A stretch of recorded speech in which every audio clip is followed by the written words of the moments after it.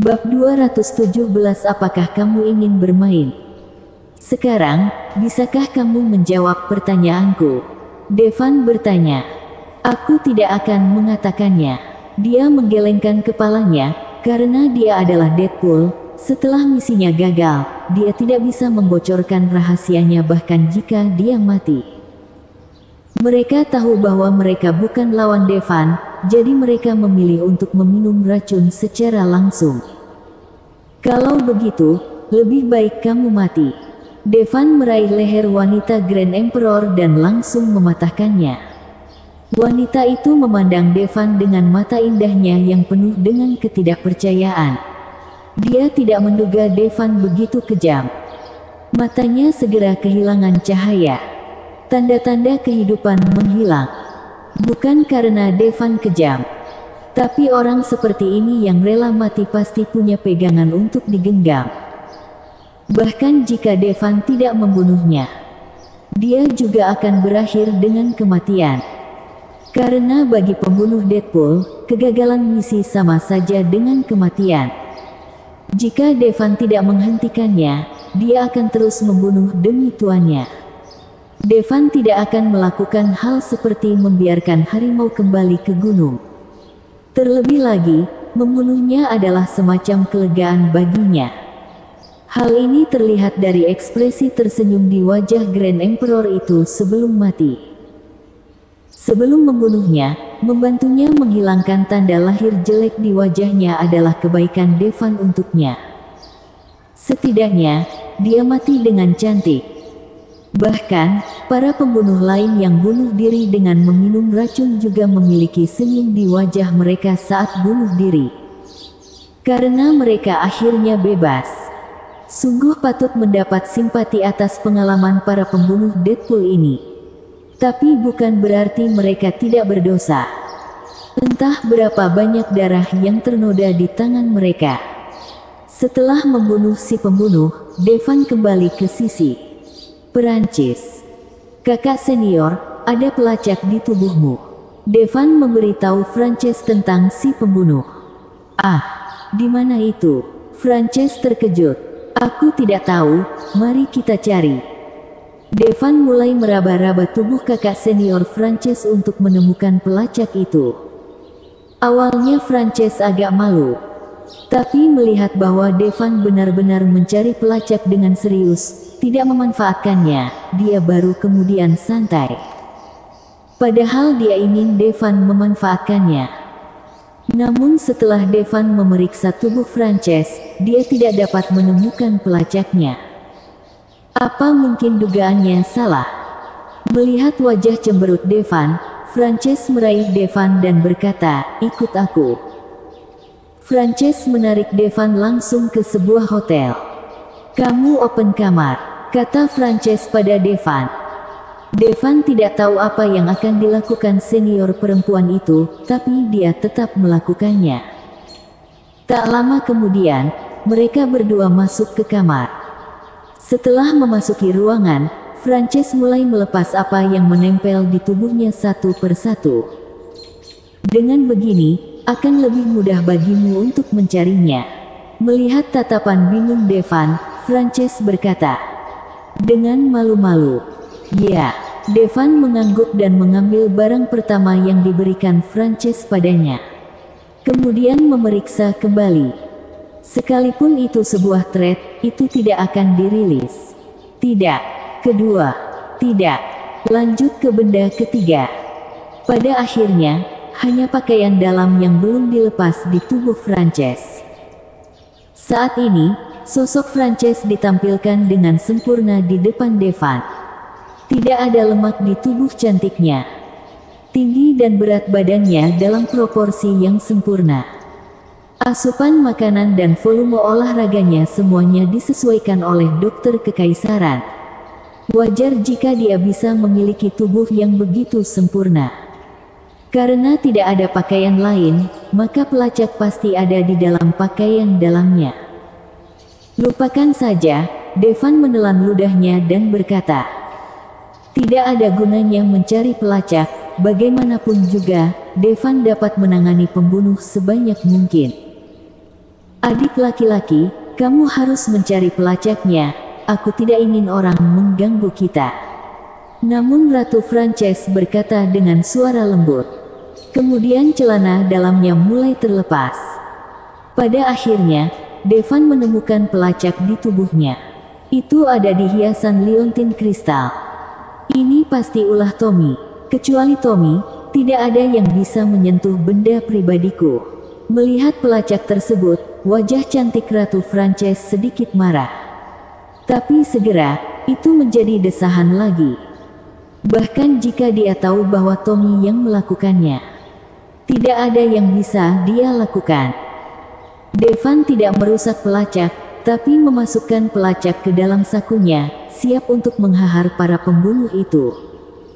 Pada saat yang sama, sosok cantik muncul di luar hotel. Dia adalah Poison Lady. Dia melihat ponsel di tangannya. Lokasi akhirnya berhenti di sini. Sekarang setelah pelacak ditemukan, Ratu Frances secara alami dapat mengenakan kembali pakaiannya. Saudaraku, apakah kamu mau? Kakak senior Frances menatap Devan dengan mata berkedip. Devan tentu saja memahami sorot mata Ratu Frances. Kakak senior, bukankah kakak senior Velove mengatakan bahwa dia akan memberimu masalah? Devan menelan ludah dan berkata, bukankah aku mengatakan bahwa aku bisa menggunakan metode lain? Kata Frances dengan pipi memerah. Melihat wajah yang menakjubkan di depannya, darah Devan langsung mendidih. Dia benar-benar ingin memeluknya. Tapi dia akhirnya menahan diri. Karena Devan tahu jika dia tidak bisa mengendalikannya, akan buruk jika dia menerkam kakak senior Frances. Kakak senior, aku akan keluar dan tenang. Devan mendorong Frances pergi dan dengan cepat meninggalkan ruangan. Melihat Devan melarikan diri dengan cepat, senyuman muncul di wajah Frances. Dia tahu bahwa Devan melarikan diri bukan karena dia tidak menyukainya, tapi karena dia sangat mencintainya. Tidak ingin dirinya terluka sedikit pun. Jika aku bukan ratu, Frances menghela napas ringan. Devan keluar, pergi ke wastafel kamar mandi hotel dan menyalakan keran air dingin. Membiarkan air dingin memadamkan semangat Kirin di tubuhnya. Setelah beberapa menit, baru saat itulah Devan sedikit rileks. Ketika Devan berbalik, dia melihat sosok yang seksi muncul di depannya. Apakah kamu mau bermain? Wanita itu sangat cantik. Wanita ini secara alami adalah Poison Lady. Dia mengikuti pelacak dan menemukannya di sini. Tanpa diduga, bukan ratu yang ditemukan, tapi Devan. Sepertinya dia adalah orang yang bersama ratu. Itu benar, setelah Devan ditangani, belum terlambat untuk berurusan dengan ratu. Dari sikap wanita itu dan kata yang baru saja dia ucapkan, Devan langsung mengerti apa pekerjaannya. Kebanyakan dari mereka berprofesi sama dengan Pri. Hanya saja penampilan dan sosok wanita ini beberapa tingkat lebih tinggi dari Pri. Juga lebih muda. Semangat Kirin di dalam dirinya yang baru saja dipadamkan langsung berkobar kembali. Berapa? Devan menelan ludah dan bertanya. Di waktu normal, dia pasti bisa menahan diri. Tapi barusan, Devan terangsang oleh kakak senior Frances. Saat menghadapi situasi seperti itu lagi, akan sulit untuk segera mengendalikannya. Melihat ekspresi Devan, wanita itu memiliki senyum tipis di wajahnya dan berkata dengan menawan, 36 juta. Bersambung. Bab 218 harga. 36 juta. Devan menatap wanita di depannya. Wanita ini sangat tinggi. Sosoknya juga sangat ramping dan seksi. Gaunnya tidak terbuka, terlihat sangat sopan. Jika dia tidak membuka mulutnya, dia sama sekali tidak bisa dikaitkan dengan wanita di industri itu. 36 juta, mahalnya. Devan tidak bisa menahan menelan air liurnya. Namun pada akhirnya dia menggelengkan kepalanya dan berkata, tidak perlu. Lagi pula senior perempuan masih ada di kamar, jadi terlalu tidak pantas baginya untuk main-main di luar. Pria tampan, mainku hebat, apakah kamu yakin tidak mau mencoba? Wanita itu menolak untuk menyerah. Oh benarkah? Seperti apa? Devan juga sedikit penasaran. Rumor mengatakan bahwa wanita di industri ini sangat ahli dalam hal itu. Bagaimana jika dibandingkan dengan malaikat maut putih? Memikirkan malaikat maut putih, Devan hanya bisa menelan tenggorokannya. Padahal dia memiliki lebih dari satu wanita. Ada banyak pertarungan sengit dengan wanita cantik. Nomor 1 di negara Al-Sutra. Tapi untuk mengatakan yang paling menyenangkan, itu akan selalu menjadi malaikat maut putih. Alasan utamanya adalah lingkungan, yaitu di ladang gandum. Kedua, keterampilan malaikat maut putih sangat luar biasa. Bahkan Devan yang telah berubah menjadi Kirin terkesan dengan tekniknya. Aku bisa menari tanpa pakaian, kata wanita itu sambil tersenyum. Oh, tarian apa yang kamu tahu? Tanya Devan dengan mata terbelalak. Wanita itu terkejut sesaat, dia jelas tidak menduga Devan menanyakan pertanyaan ini.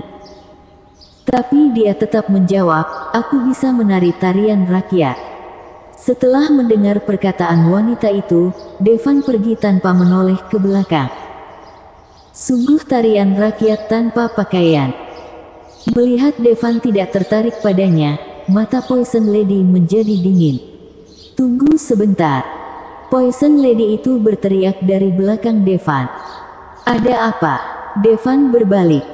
Poison Lady berjalan ke arah Devan dengan cepat dan menghembuskan napas ringan ke arah wajahnya. Segera, aroma khusus datang ke wajahnya. Udara yang dihembuskan oleh Poison Lady juga mengandung racun, tapi tidak terlalu beracun. Tidak fatal.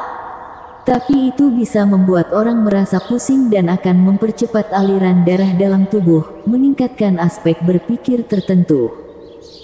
Poison Lady tidak percaya bahwa seorang pria bisa acuh tak acuh terhadap kecantikannya. Namun Devan tampaknya baik-baik saja. Sepertinya Devan memang seorang master. 16 juta.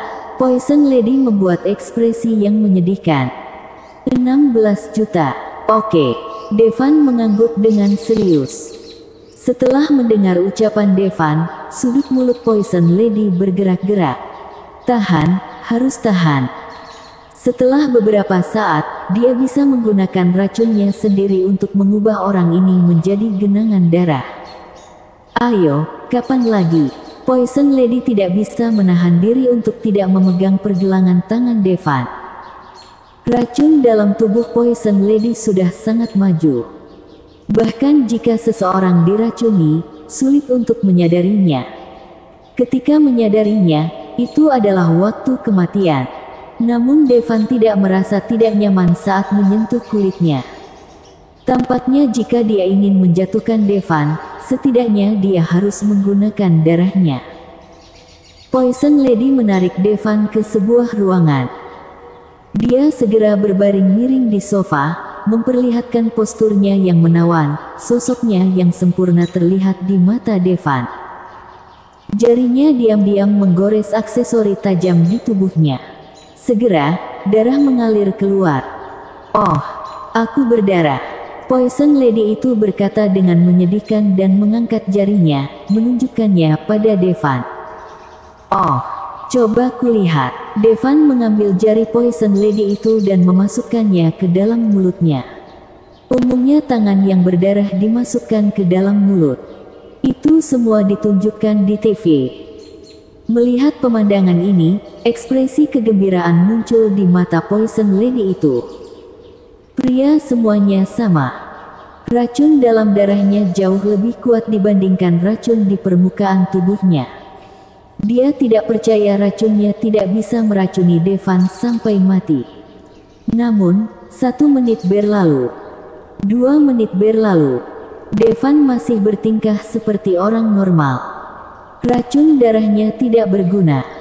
Poison Lady melebarkan matanya. Mungkinkah racun terakhir dibutuhkan untuk menjatuhkan orang ini? Tidak masalah, dia akan mengeluarkan semuanya. Untuk rencana besarnya, Poison Lady memutuskan untuk mengeluarkan semuanya. Bagaimanapun, Tommy berjanji padanya untuk menjadikannya ratu setelah semuanya berakhir. Poison Lady mengaitkan leher Devan dengan tangannya. Kemudian, racun air liur. Benar saja, itu juga gagal. Tampaknya hanya racun terakhir yang akan berpengaruh pada Devan. Racun Poison Lady sangat kuat, tapi nilai kekuatannya rata-rata, yang hanya pada tingkat High Master biasa. Dia tidak berani menyerang Devan dengan gegabah. Bagaimanapun, bahkan Grand Emperor dihancurkan oleh Devan. Jika dia langsung, dia mungkin ditampar sampai mati oleh Devan. Namun Poison Lady saat ini juga sedikit emosional. Namun, dia terlahir dengan tubuh beracun. Ibunya langsung diracun sampai mati olehnya. Dia belum pernah disentuh oleh seorang pria sepanjang hidupnya. Orang-orang yang ingin menyentuhnya, pada dasarnya, akan mati dengan menyedihkan dalam 1 menit setelah menyentuh tubuhnya. Yang paling kuat hanya bisa bertahan sampai racun air liur. Tapi itu juga berakhir dengan cepat. Sejauh ini, belum ada manusia yang mampu bertahan sampai racun terakhir. Tapi pria di depannya selamat dari racun air liur. Semoga dia bisa bertahan dari racun terakhir, meskipun mustahil. Dia ingin merasakan nikmatnya menjadi seorang wanita sekali saja. Namun, tepat saat Devan menyentuh dada dan vaginanya, Devan tiba-tiba mengarahkan jarinya di antara alisnya. Poison Lady itu bahkan tidak bereaksi, melainkan langsung pingsan. Ketika Poison Lady itu bangun lagi, kekuatan batinnya telah tersegel dan dia diikat di sofa. Devan dan Ratu Frances berdiri di depannya. "Kamu." Poison Lady menatap Devan dengan susah payah. Tidak pernah terpikir olehnya bahwa Devan benar-benar berhenti bergerak setelah mencapai titik itu. "Bagaimana kamu melihat diriku?" Poison Lady memandang Devan dengan mata yang indah. Dia tahu bahwa pihak lain mungkin telah mengetahui identitasnya. Apalagi jika jatuh ke tangan ratu, kemungkinan besar sudah mati. "Harga," jawab Devan. "Hargaku terlalu rendah." Poison Lady terkejut. Bagaimanapun juga, dia menyebutkannya dengan santai. Dia belum pernah melakukannya sebelumnya, jadi bagaimana dia tahu berapa harga pasar seharusnya? "Tidak, itu terlalu tinggi." Devan menggelengkan kepalanya. "Apa maksudmu? Aku bahkan tidak bernilai 36 juta. Pada saat ini, Poison Lady sangat marah. "Tidak, tapi harga pasar paling mahal 1,6 juta. Devan tertawa. "Ratu Frances, sepertinya kamu sangat mengenal pasar." Bersambung.